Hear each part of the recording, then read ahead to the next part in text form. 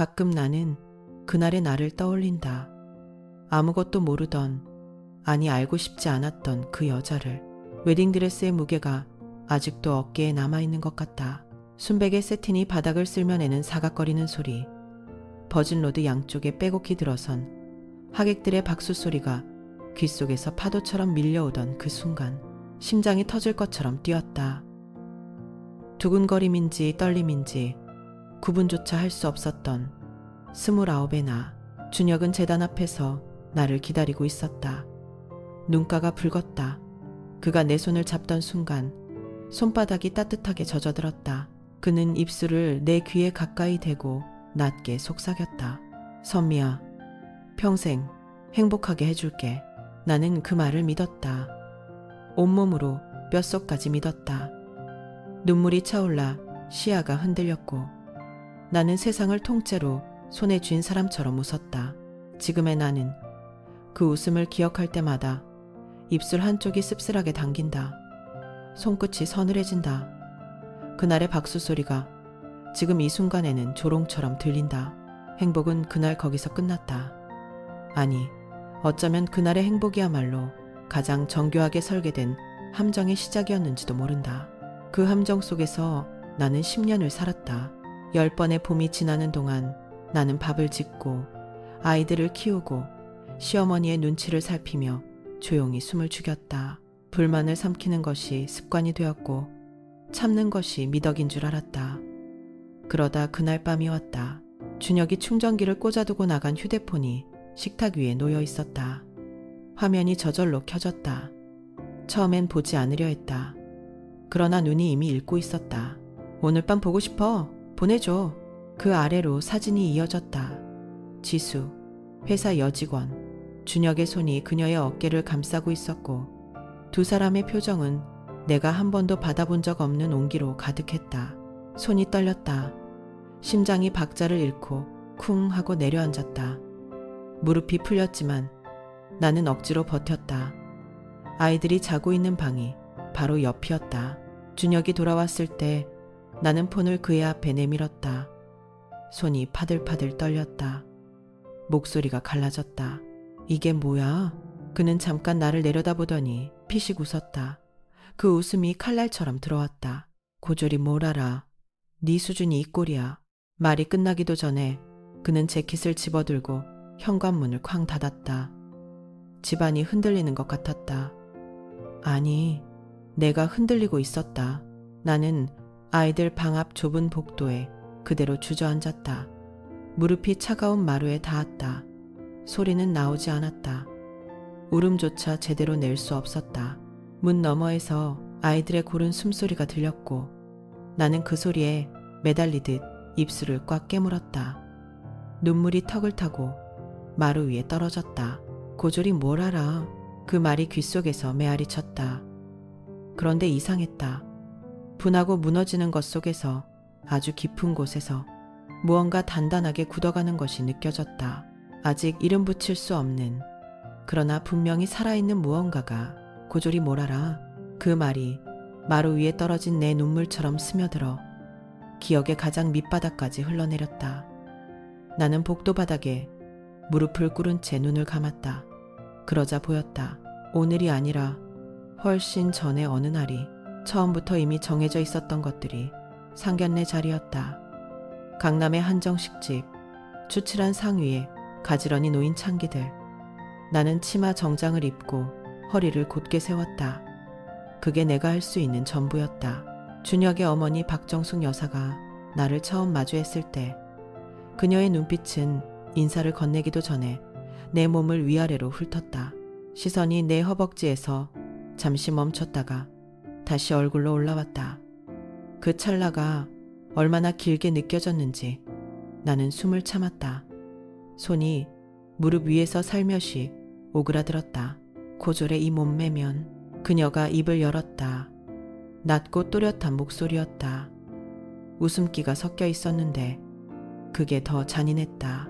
우리 준혁이 창피하지 않겠어요? 순간 귀가 먹먹해졌다. 심장이 한 박자 건너뛰었다. 옆에 앉은 엄마의 손이 테이블 아래에서 내 손을 꽉 쥐었다. 엄마의 손마디가 굳어 있었다. 차갑고 떨리고 있었다. 아버지는 그 순간 어떤 표정을 짓고 있었을까? 나는 차마 고개를 돌리지 못했다. 그러나 들렸다.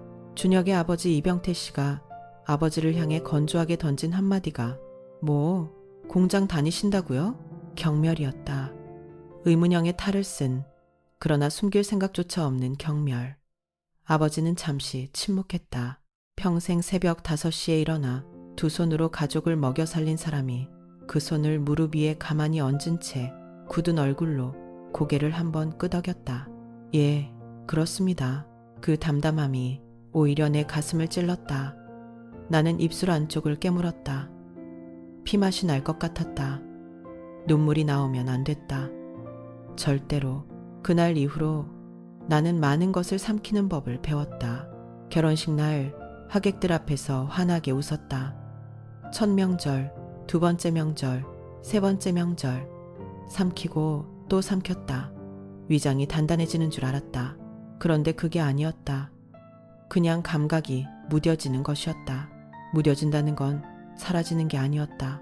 쌓이는 것이었다. 추석 아침이었다. 시어머니 최정숙 씨는 내가 전을 부치는 것을 뒤에서 한참 지켜보더니 아무 말 없이 뒤집개를 빼앗았다. 손목을 낚아채듯이 나는 반사적으로 손을 걷었다. 기름이 튀어 손등이 따끔거렸지만 소리는 내지 않았다. 무식한 것들은 손맛도 없어. 이게 뭐야 이게. 그녀의 목소리는 낮았다. 혼잣말처럼 내뱉었지만 부엌 전체에 번졌다. 기름 냄새와 함께 나는 앞치마 끝을 손가락으로 말아쥐었다. 천이 구겨지는 감촉을 느끼며 숨을 골랐다. 그때 거실에서 아이들의 웃음소리가 들렸다. 6살 지우와 4살 서준이었다. 그 소리가 채 가라앉기도 전에 시어머니가 부엌 문 너머로 고개를 내밀었다. 지우야, 서준아. 너희 엄마는 배운 게 없어서 저래. 할머니가 다 해줄게. 웃음기가 섞인 목소리였다. 다정한 척하는 목소리. 그게 더 날카로웠다. 심장이 조여들었다. 아이들이 고개를 들어 나를 바라보는 것이 느껴졌다. 나는 돌아보지 않았다. 돌아보면 안 됐다. 눈이 마주치면 무너질 것 같았다. 입술 안쪽을 깨물었다. 피맛이 혀끝에 번졌다. 그러나 눈은 감지 않았다. 불꽃 위에서 지글거리는 전을 가만히 내려다보며 나는 속으로 한 글자씩 새겼다. 기억해, 기억해, 기억해. 언젠가 반드시 이 모든 것을 기억하는 날이 온다. 그날 이후로도 계절은 바뀌었다. 지우가 초등학교에 입학했고 서준이는 어린이집에서 그림을 그려왔다. 나는 그 그림들을 냉장고에 붙이며 웃었다. 웃어야 했다. 그게 내가 할 수 있는 전부였다. 그리고 준혁이 이사 명함을 받아온 날 무언가가 달라졌다. 명함을 식탁 위에 탁 내려놓는 소리부터 달랐다. 자랑이 아니었다. 선언이었다. 그는 넥타이를 풀면서 나를 위아래로 훑어보더니 아무렇지도 않게 말했다. 당신 때문에 회사에서 창피해. 대졸 와이프 둔 동료들이 나를 어떻게 보겠어. 심장이 한 박자 멈췄다. 나는 손에 들고 있던 행주를 천천히 개수대 위에 내려놓았다. 손끝이 차가웠다. 수도꼭지에서 물이 한 방울씩 떨어지는 소리가 유독 크게 들렸다. 그 뒤로 그 말은 반복됐다. 아침 식탁에서, 저녁 현관에서, 아이들이 잠든 뒤 거실 소파에서 마치 그것이 인사말이라도 되는 것처럼 그러던 어느 화요일 오후였다. 나는 지우 담임 선생님과의 상담을 마치고 돌아왔다. 지우가 수업 시간에 발표를 잘한다고 눈이 반짝인다고 했다. 그 말이 가슴 깊은 곳을 건드려서 집으로 오는 버스 안에서 나는 혼자 조용히 울었다. 기쁨인지 서러움인지 구분할 수 없는 눈물이었다. 현관문을 열자 준혁이 소파에 앉아 있었다. 일찍 들어온 날이었다. 학교 상담 다녀왔어. 내가 가방을 내려놓으며 말했다. 그것뿐이었다. 아무것도 덧붙이지 않았다. 그가 천천히 고개를 돌렸다. 그 무식한 입으로 선생님한테 뭘 말했냐. 순간 공기가 굳었다. 그는 이미 자리에서 일어나고 있었고 식탁 위에 놓인 밥상이 그의 손에 밀려 비틀거렸다. 국그릇이 쏟아졌다. 뜨거운 국물이 타일 위로 번지며 하얀 김을 피워 올렸다. 나는 움직이지 않았다. 발등에 국물이 튀어 따가웠지만 나는 그 자리에 그대로 서 있었다. 무릎이 떨렸다. 손도 떨렸다. 그러나 눈은 들리지 않았다. 그 말이, 그 목소리가, 그 얼굴이. 나는 그 자리에 서서 발등의 통증만 느끼고 있었다. 뜨거운 국물이 식어가는 것처럼 내 안에서도 무언가가 천천히 식어가고 있었다. 분노도 아니었고 슬픔도 아니었다. 그것은 결심이었다. 사흘이 지났다. 나는 아이들을 어린이집과 학교에 보내고 버스를 탔다. 친정으로 가는 길이었다. 창밖으로 낯익은 골목들이 스쳐 지나갔다. 어릴 때 뛰어놀던 골목, 아버지가 퇴근길에 붕어빵을 사들고 오시던 그 모퉁이, 눈물이 차오르는 것을 느끼며 나는 입술을 깨물었다. 아버지는 마루에 앉아 텔레비전을 보고 계셨다. 내 얼굴을 보자마자 리모컨을 내려놓으셨다. 아무 말도 하지 않으셨다. 그냥 자리를 만들어 주셨다. 나는 그 옆에 앉아 한참을 말을 꺼내지 못했다. 아빠, 목소리가 갈라졌다. 준혁이가 다른 여자가 있어. 그리고 나한테 무식하다고 입 다물라고. 말이 끊겼다. 더 이어갈 수가 없었다. 아버지의 손이 내 손 위에 얹혔다. 투박하고 거칠었다. 공장에서 평생을 보낸 손이었다. 아빠, 나 이혼하고 싶어. 입 밖으로 꺼내는 순간 심장이 쿵 내려앉았다. 말이 공기 속에 떠 있었다. 되돌릴 수 없는 말이었다. 아버지의 눈가가 붉어졌다. 손이 내 손을 꼭 쥐었다. 그 힘이 너무 강해서 나는 그제야 울음이 터졌다. 내가 못 지켜줘서 미안하다. 선미야, 아빠가 미안하다. 그 목소리가 떨렸다. 나는 고개를 저으려 했다. 아버지 잘못이 아니라고 말하려 했다. 그런데 그 순간이었다. 아버지의 얼굴이 일그러졌다. 미간이 찌그러지고 쥐고 있던 손의 힘이 갑자기 풀렸다. 아버지가 옆으로 기울었다. 아빠, 내 비명이 좁은 거실을 가득 채웠다. 구급차 사이렌 소리가 귓속에서 계속 울렸다. 병원 복도를 달리는 내내 나는 아버지의 이름만 중얼거렸다. 아빠, 아빠, 아빠. 그것 말고는 아무것도 생각할 수가 없었다. CT 결과가 나오는데 2시간이 걸렸다. 담당 의사는 차분한 목소리로 뇌졸중과 뇌종양이라는 단어를 나란히 말했다. 나는 그 말이 귀를 통과하는 순간 다리에서 힘이 빠지는 것을 느꼈다. 엄마가 내 팔을 붙잡지 않았다면 그 자리에 주저앉았을 것이다.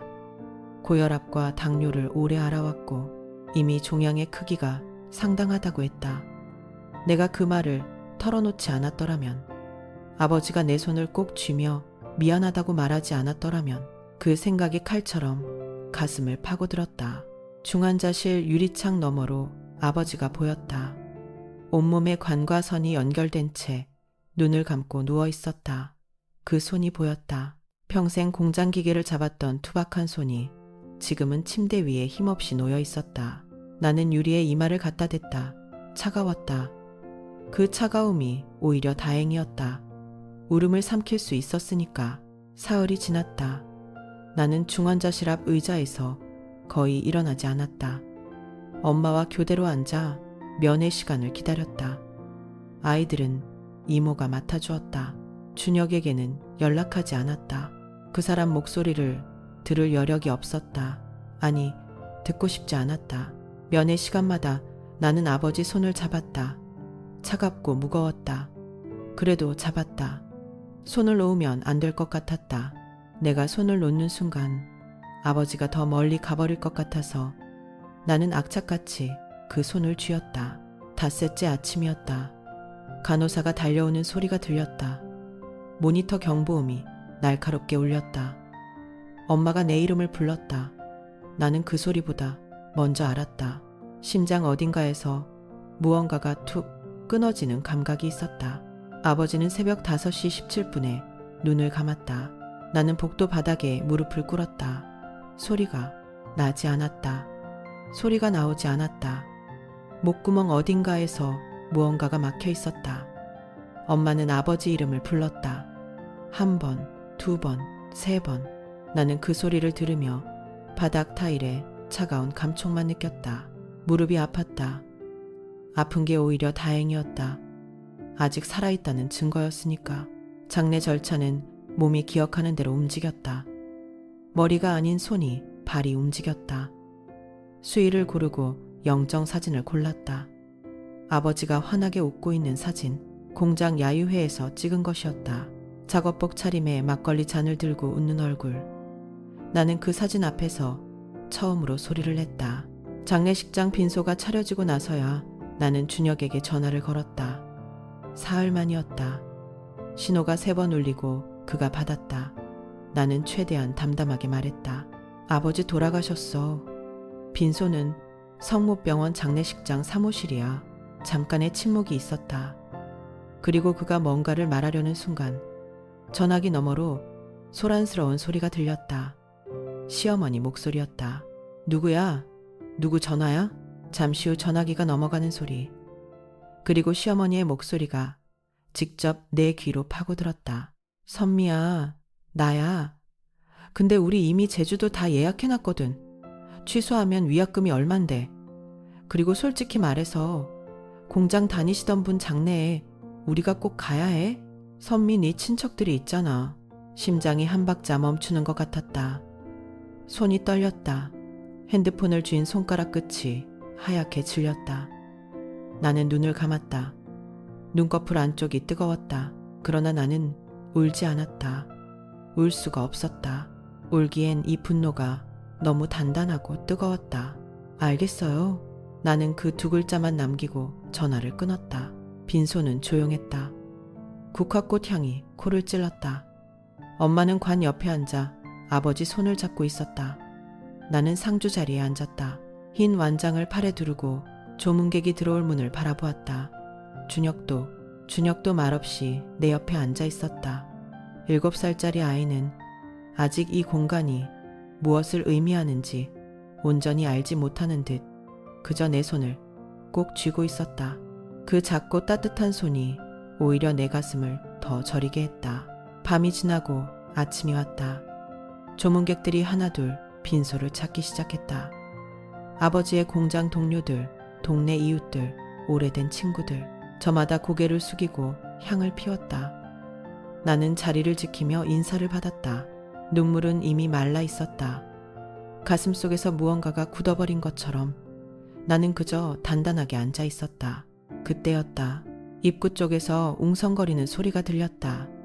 고개를 드니 빈소문 앞에 커다란 근조 화환이 들어서고 있었다. 흰 국화와 검은 리본으로 장식된 대형 화환이었는데 그 리본에 또렷하게 새겨진 글씨가 눈에 들어왔다. 메탄성그룹 대표이사 오재원. 조문객들 사이에서 낮은 술렁임이 번졌다. 한성그룹, 누구나 아는 이름이었다.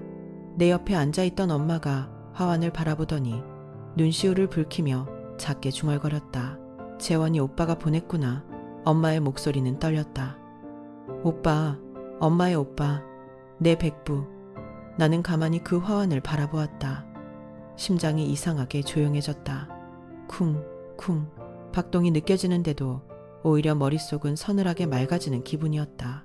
그 순간 빈소 입구 바깥 어딘가에서 한 중년 남자가 화환을 보고 굳어서는 황급히 주머니에서 핸드폰을 꺼내 드는 것이 내 시야 끝에 걸렸다. 나는 그를 알았다. 시아버지 공장에 납품일로 몇 번 드나들던 사람이었다. 그의 손이 바들바들 떨리고 있었다. 나는 눈을 내리깔았다. 입술 끝이 아주 조금 차갑게 당겨졌다. 얼마나 지났을까.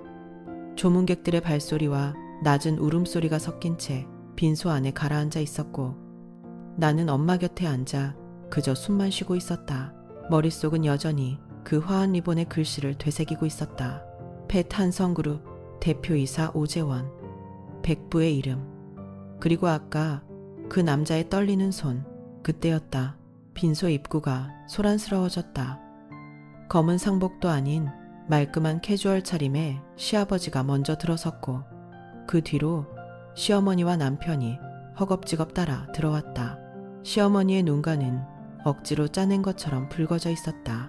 시아버지는 곧장 엄마에게 다가가 두 손으로 엄마의 손을 덥석 잡았다.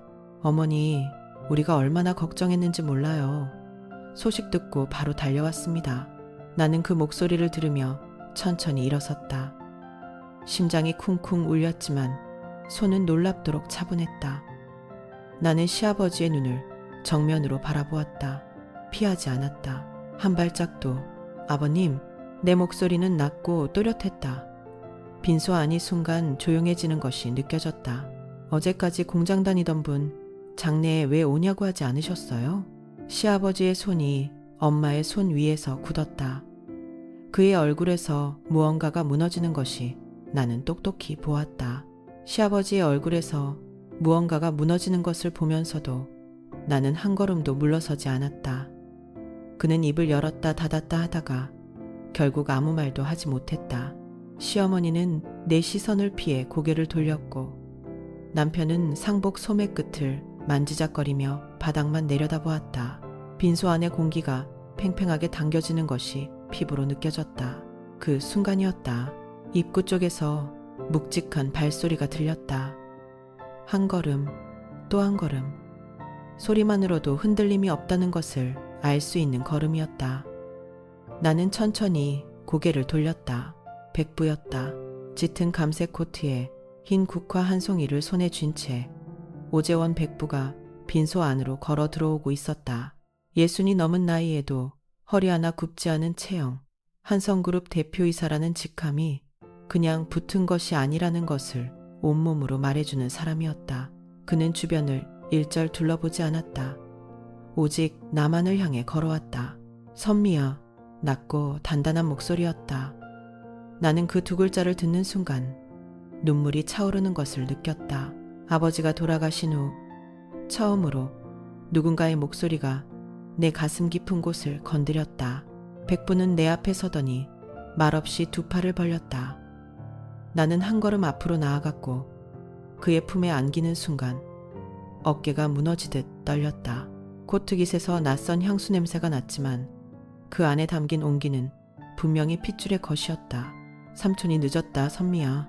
그 말 한마디에 나는 이를 악물었다. 울지 않으려고, 여기서 무너지면 안 된다는 것을 알고 있었기 때문에. 등 뒤에서 숨을 삼키는 소리가 들렸다.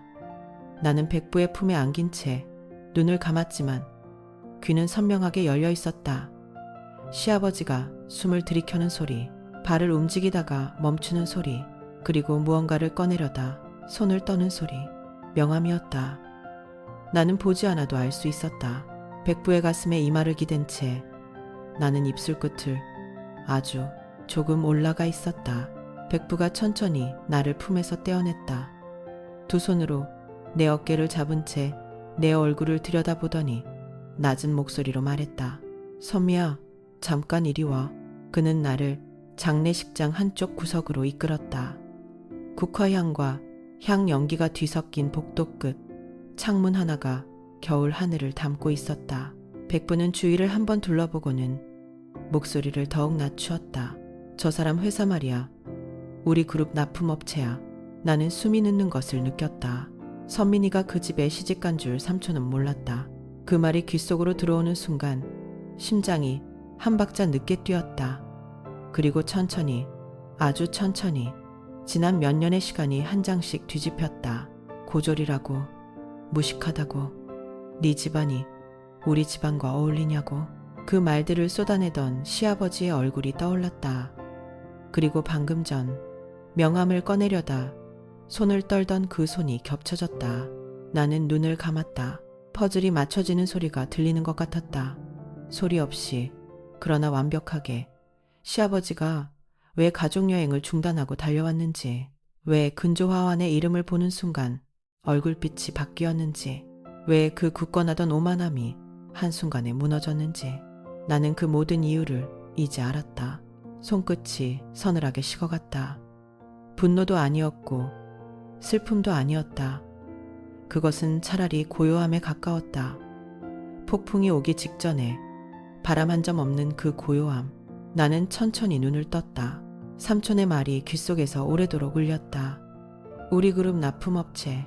그 5글자가 가슴 한가운데에 박혀 나는 한동안 장례식장 복도에 서서 숨을 고르는 것밖에 할 수 없었다. 아버지를 떠나보낸 슬픔과 이제야 맞춰진 퍼즐의 차가운 선명함이 뒤섞여 발이 떨어지지 않았다. 그로부터 열흘이 지났다. 삼촌이 소개해준 변호사 사무실은 광화문 고층 빌딩 22번째 층에 있었다.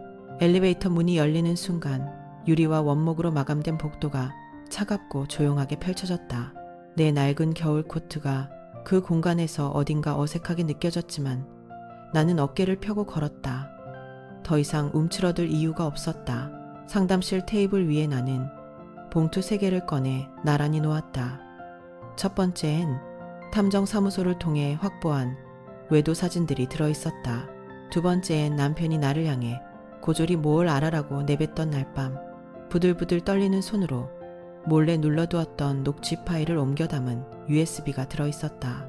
세 번째엔 시아버지 명의로 분산된 재산 내역을 정리한 서류들이 있었다. 삼촌이 조용히 손을 써준 것들이었다. 변호사는 안경 너머로 서류를 훑으며 한참 말이 없었다. 나는 그 침묵을 견뎌냈다. 심장이 빠르게 뛰었지만 손은 더 이상 떨리지 않았다. 양육권과 위자료 모두 받아낼 수 있습니다. 그 말이 귀에 닿는 순간 나는 눈을 깜빡였다. 눈물이 나올 줄 알았다. 그런데 나오지 않았다. 대신 가슴 깊은 곳에서 무언가 단단한 것이 자리를 잡는 감각이 느껴졌다. 오랫동안 흔들리고 짓밟혔던 자리에 처음으로 뿌리가 내리는 것 같은. 나는 변호사의 눈을 똑바로 바라보았다. 그리고 천천히 또렷하게 말했다. 시작하겠습니다. 변호사 사무실을 나서던 날 나는 엘리베이터 안에서 처음으로 숨을 제대로 내쉬었다. 가슴을 짓누르던 돌덩이가 조금 옮겨진 것 같은 느낌이었다. 그러나 그 안도감은 사흘을 채 넘기지 못했다. 혜진이 보낸 문자를 확인하러 핸드폰을 들었다가 나는 그만 손가락이 굳어버렸다. 혜진의 화면에 뜬 알림이 아니었다. 혜진이 내 핸드폰을 잠깐 빌려 쓴 다음 날 카카오톡 공유 화면이 잘못 연동된 채 남아 있었던 것이다. 시어머니가 혜진에게 보낸 문자가 내 눈앞에 고스란히 펼쳐졌다. 변호사 선임했다고? 재산 빼돌릴 시간 벌어줘. 잘하고 있어. 심장이 한 박자 떠섰다가 다음 순간 미친 듯이 뛰기 시작했다. 손끝이 차갑게 식으면서 핸드폰이 바닥으로 떨어질 뻔했다. 나는 두 손으로 꽉 쥐었다. 혜진. 16살부터 함께였던 혜진. 아버지 빈소에서 내 손을 잡고 같이 울었던 혜진이 그 손으로 시어머니에게 문자를 보내고 있었다. 눈물이 차오르는 것을 느꼈다. 그런데 나는 울지 않았다. 눈물이 뺨을 타고 내리기 직전 무언가 차갑고 단단한 것이 그 자리를 대신 채웠다. 분노가 아니었다. 그보다 훨씬 서늘한 것이었다. 나는 핸드폰 화면을 캡처했다. 그리고 천천히 앉아 혜진에게 전화를 걸었다. 목소리는 평온했다. 손도 떨리지 않았다. 혜진이 모르는 사실이 하나 있었다. 나는 이제 이 배신을 무너지는데 쓸 생각이 없었다. 쬐끼로 쓸 작정이었다. 혜진은 3번 만에 전화를 받았다. 목소리가 약간 들떠 있었다. 아무것도 모른다는 듯. 나는 창가에 기대어 바깥을 내다보며 천천히 입을 열었다. 손끝은 여전히 차가웠지만 목소리만큼은 내가 원하는 온도로 조율할 수 있었다. 오랜 세월 시댁 식구들 앞에서 감정을 숨기며 살아온 덕분이었다. 그 세월이 이제야 쓸모를 찾았다. 혜진아, 나 오늘 백부한테 연락 받았어. 나는 일부러 목소리를 낮게 깔았다. 비밀을 털어놓는 사람처럼. 백부가 그러시는데 납품 계약 연장 조건으로 시아버지한테 이혼 합의를 요구하셨대. 나한테 잘해줘야 계약이 유지된다고. 나도 솔직히 좀 당황스러운데 어떡하지? 혜진이 잠깐 침묵했다. 나는 그 침묵의 질감을 느꼈다. 그 안에서 혜진의 머릿속이 분주하게 돌아가는 소리가 들리는 것 같았다. 정보를 어디로 흘려보낼지 계산하는 소리가. 그래, 그거 진짜야? 혜진이 물었다. 너무 빠르게. 응. 백부가 직접 말씀하셨어. 나도 믿기지 않아서. 나는 짧게 한숨을 내쉬었다. 연기가 아니었다. 오히려 이 상황 전체가 너무 서글퍼서 나온 숨이었다. 전화를 끊고 나서 나는 핸드폰을 내려다보았다. 이제 시간 문제였다. 혜진의 손가락은 이미 시어머니의 번호를 누르고 있을 것이다. 그리고 시어머니는 시아버지에게, 시아버지는 준혁에게, 거짓말은 내가 심었지만 그것을 키워 퍼뜨릴 사람들은 이미 준비되어 있었다. 나는 그저 씨앗 하나를 적당한 땅에 떨어뜨렸을 뿐이었다. 창밖으로 늦은 오후 햇살이 비스듬히 기울어지고 있었다. 나는 커튼을 천천히 닫았다. 사흘이 지났다. 나는 그 사흘 동안 아무것도 하지 않았다. 씨앗을 심어놓은 농부처럼 그저 기다렸다. 아이들을 학교에 보내고 엄마가 끓여준 미역국을 먹고 밤에는 천장을 바라보며 숨을 고르게 쉬었다. 조급함은 사치였다. 내가 심은 씨앗은 반드시 싹을 틔울 것이었다. 그 사람들의 탐욕이 걸음이 되어줄 테니까. 초인종이 울린 것은 목요일 오전이었다. 문을 열자 시어머니가 서 있었다. 그 단단하고 오만하던 어깨가 무너져 있었다. 명품 코트 자락이 바람에 흔들렸고 눈가에는 파운데이션이 번진 흔적이 있었다. 그리고 그 뒤로 준혁이 보였다. 흰 장미 꽃다발을 들고 마치 드라마 속 주인공처럼 어색하고 절박한 얼굴로. 선미야? 시어머니가 먼저 말했다. 그리고 천천히, 정말로 천천히 무릎을 꿇었다. 대리석 현관 바닥 위에 그 명품 코트 무릎이 차가운 돌에 닿는 순간 나는 심장이 한 박자 멈추는 것을 느꼈다. 아프지 않았다. 오히려 이상하리만큼 고요했다. 내가 잘못했어. 다 내 잘못이야. 이혼만은 안 된다. 목소리가 떨렸다. 진심인지 계산인지 이제 나는 구분하려 하지 않았다. 어느 쪽이든 상관없었다.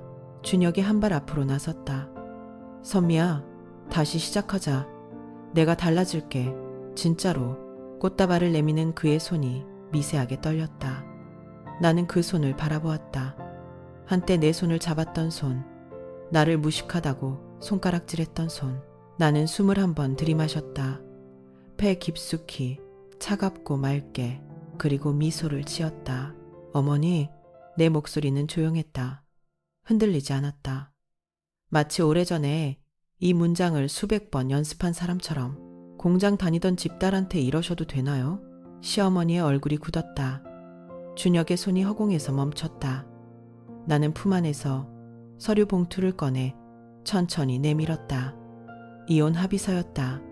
변호사 직인이 선명하게 찍힌 서류 봉투가 그의 손앞에서 펼쳐지던 그 순간부터 나는 기다렸다. 조용히, 그러나 단 한순간도 놓치지 않으면서. 백부께 연락이 닿은 것은 그로부터 사흘 뒤였다. 나는 아무것도 부탁하지 않았다. 단지 사실을 전했을 뿐이다.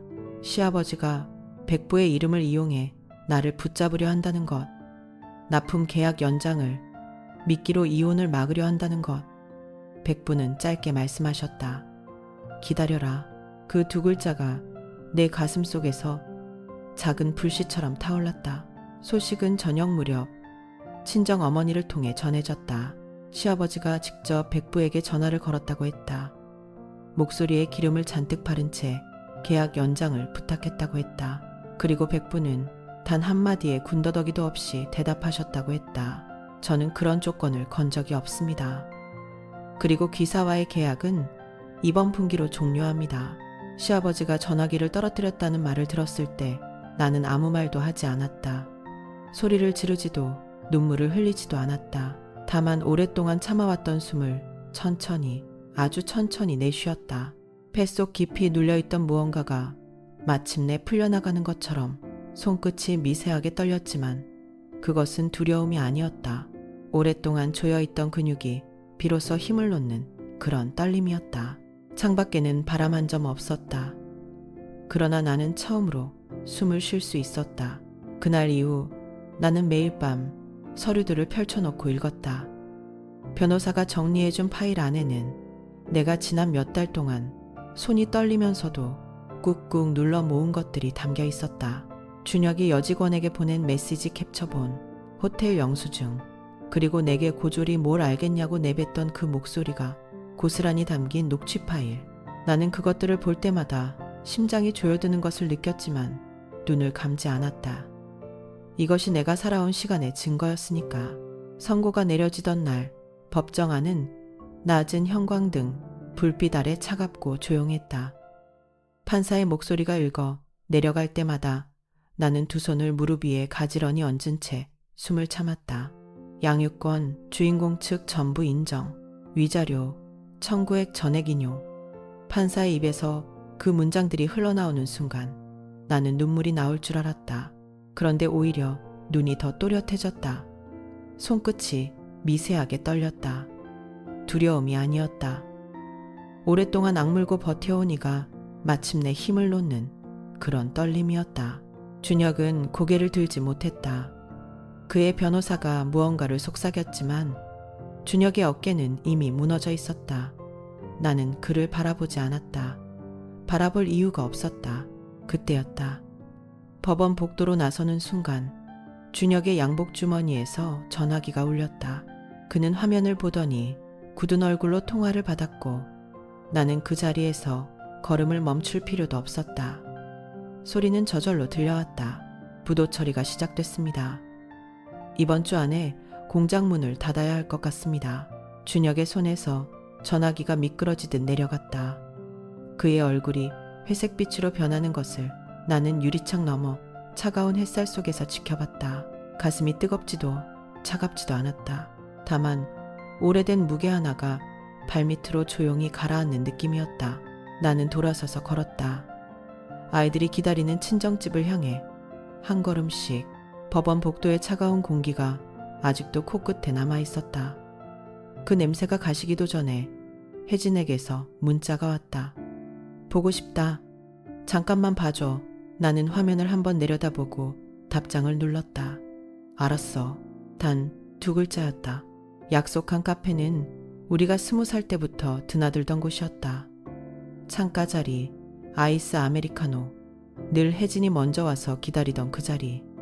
오늘도 혜진은 먼저 와 있었다. 두 손을 무릎 위에 가지런히 모은 채 눈을 들지 못하고 있었다. 나는 맞은편에 앉았다. 주문은 하지 않았다. 오래 있을 생각이 없었으니까. 혜진의 입술이 달싹였다. 선미야, 나는 그냥 네가 걱정돼서. 알아. 나는 그 말을 자르지 않았다. 다만 끝까지 듣지 않았을 뿐이다. 손 위에 놓인 커피잔이 미세하게 흔들렸다. 혜진의 손이었다. 나의 손은 고요했다. 네가 흘린 정보 덕분에 함정이 완성됐어.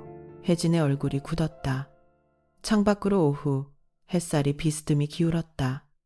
나는 천천히 자리에서 일어섰다. 고마워, 혜진이. 선미야, 나는 그냥 하고 무언가를 잊고 싶었겠지만 나는 이미 등을 돌리고 있었다. 심장이 빠르게 뛰었다. 슬픔인지 분노인지 구분할 수 없는 오래된 감정이 흉곽 안에서 한번 크게 파동쳤다가 잦아들었다. 문을 밀었다. 바깥 공기가 뺨을 스쳤다. 나는 뒤돌아보지 않았다. 그날 이후 계절이 한번 바뀌었다. 혜진의 카페를 나서던 날의 바깥 공기, 뺨을 스치던 그 서늘함이 어느새 봄볕의 온기로 교체되어 있었다. 그 사이 나는 울지 않았다. 아니, 정확히는 울 틈이 없었다. 새벽 4시에 일어나 밀가루 반죽을 치대고 에스프레소 추출 각도를 노트에 받아 적고 아이들을 학교에 보내고 돌아와 다시 책상 앞에 앉았다. 손끝이 트고 눈밑이 거뭇해졌지만 그것이 오히려 나를 단단하게 만들었다. 자격증 2장이 내 손안에 들어온 날, 나는 한참 동안 그것을 바라보았다. 바리스타, 제과 제빵, 종이 한 장이 이렇게 무거울 수 있다는 것을 나는 그날 처음 알았다. 심장이 조용하고 깊게 뛰었다. 서러운 박동이 아니었다. 내가 내 손으로 쌓아 올린 것들이 혈관을 타고 흐르는 느낌이었다. 친정 골목 어귀, 작은 상가 앞에 섰다. 유리창 너머로 텅 빈 실내가 보였다. 아직 아무것도 없었다. 그래서 좋았다. 무엇이든 내가 채울 수 있으니까. 엄마, 여기가 우리 빵집이야? 아이의 목소리가 허리춤 높이에서 올라왔다. 작은 손이 내 손가락을 꼭 쥐었다. 나는 무릎을 살짝 굽혀 아이의 눈높이로 내려갔다. 볼이 당겼다. 웃음이 났다. 신 1의 그 웨딩드레스 미소와 닮았지만 이번에는 달랐다. 그때의 미소는 누군가의 시선을 의식한 것이었고 지금의 미소는 오로지 내 안에서 차오른 것이었다. 아무도 이것을 가져갈 수 없었다. 응, 엄마가 만든 거야. 목소리가 떨리지 않았다. 손도 떨리지 않았다. 봄볕이 유리창에 부딪혀 우리 세 사람의 그림자를 길게 느렸다. 나는 천천히 문손잡이를 잡았다. 차갑고 단단한 금속의 감촉이 손바닥 한가운데 새겨졌다. 이제 시작이었다.